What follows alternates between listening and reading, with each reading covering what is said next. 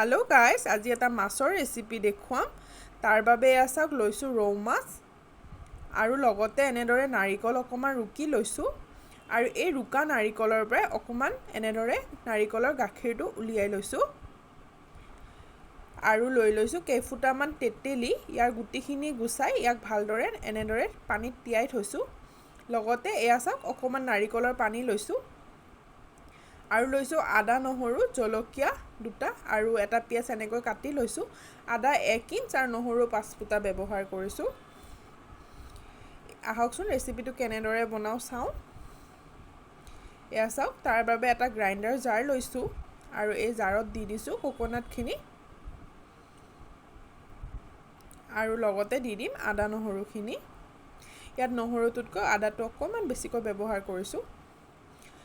লগতে দি দিম 3টা কাশ্মীৰী জলকীয়া এয়া খুব সুন্দৰ ৰং এটাহে দিয়ে ইয়াৰ জ্বলা নাথাকে আপোনালোকৰ যদি নাথাকে স্কিপও কৰিব পাৰে তাৰ জায়গাত আপোনালোকে কাশ্মীৰী পাউডাৰ অকমান ব্যৱহাৰ কৰিব পাৰে এয়া চাও দি দিলু নাৰিকলৰ পানীখিনি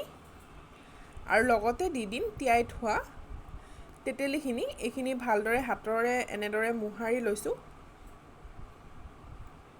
দেখিছেনে মুহাৰি লৈ এনেদৰে গুটেখিনি ইয়াতে এড কৰি দিম পানীখিনিৰ সৈতে গুটে তেতেলীখিনি এনেদৰে এড কৰি দিছো আৰু এইখিনিৰ এটা ফাইন পেষ্ট বনাই লম এছা এনেদৰে পেষ্ট বনাই ললো এতিয়া এখন কেৰাহী গেছত এনেদৰে উঠাই দিছো আৰু কেৰাহী গৰম হৈ অহাৰ লগে লগে তাত দি দিছো তেল এছা তেল গৰম হৈছে আৰু আনফালে দুটা বিলাহী লৈছিলো এটো মোৰ দেখুৱা হোৱা নাছিল এটো সৰু সৰুকৈ কাটি ইয়াতে ব্যৱহাৰ কৰিম আৰু এতিয়া তেল গৰম হৈ অহাৰ লগে লগে দি দিলো এচামুচ কলা সৰিয়হ ফুটি উঠিলে তাত দি দিম পিয়াজ আৰু জলকীয়া এখিনি ভালদৰে ভাজি হলে তাত দি দিম বিলাহী তাত দি দিম অকমান নিমখ আৰু এখিনি ভালদৰে গলি যোৱালৈকে এনেদৰে ঢাকি ৰাখিম ইয়াত 3 মিনিট মান সময়ত ভালদৰে গলি উঠিব এয়া চাও বিলাহীখিনি এবাৰ চেক কৰি লম হেতাৰ সহায়ত এনে ধৰণে এয়া চাও বিলাহীখিনি কি সুন্দৰভাৱে গলি গৈছে এতিয়া পেষ্টটো ইয়াত ব্যৱহাৰ কৰিম এনেদৰে ভালদৰে পেষ্টটো দি দিছো আৰু এইখিনি অলপমান ভালদৰে মিলাই লম এনেদৰে ভালদৰে মিলাই লম আৰু ইয়াত দি দিম এচামুচ নিমখ দি দিছো এচামুচ হালধি সৰু চামুচেৰে আৰু লগতে আধা চামুচ দি দিছো জলকীয়া পাউডাৰ আপোনালোকে যদি নাখায় স্কিপও কৰিব পাৰে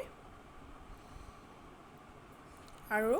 এয়া চাওক ভালদৰে এতিয়া মিলাই দিছো এতিয়া নাৰিকলৰ যে গ্ৰাইণ্ড কৰিছিলো হেতুতে অকমান পানী এড কৰি ইয়াত দি দিলো এনে ধৰণে আৰু এতিয়া ভালদৰে অকমান মিলাই দিছো আৰু এটা উতল আহিবলৈ দিছো এয়া দেখিছে এটা উতল আহি আছে কি সুন্দৰভাৱে এতিয়া ইয়াত এক কাপ পানী ব্যৱহাৰ কৰিম এয়া চাওক ডাঙৰ কাপেৰে এক কাপ পানী ব্যৱহাৰ কৰিছো এইখিনি এতিয়া ভালদৰে এনে ধৰণে মিলাই দিম মিলাই লৈ ইয়াত কাটি থোৱা কেঁচা মাছখিনি এড কৰি দিম এয়া ভালদৰে গুটে মাছখিনি এনেদৰে দি দিছো আৰু হেতাৰ সহায়ত অকমান তললৈ এনেকৈ হেচি দিছো লাহে লাহে এতিয়া এই মাছখিনি 20 মিনিট সময় মিডিয়াম জুইত এনেদৰে ৰাখি দিম মিডিয়াম টু লো ৰাখিম গেছৰ ফ্লেম এয়া চাওক 20 মিনিটৰ পিছত কি সুন্দৰভাৱে উতল আহিছে এই পৰ্যায়তে হেতাখনৰ সহায়ত এনেদৰে মাছ কেটুকুৰ এবাৰ এনেদৰে ঘুৰাই দিম মাছ কেটুকুৰ অলৰেডি সিজি গৈছে তথাপিও যাতে মছলাটো ইয়াৰ ভিতৰত ভালদৰে সোমাই যাব পাৰে সেইবাবে এবাৰ এনেদৰে গুটেখিনি মাছ লৰাই দিম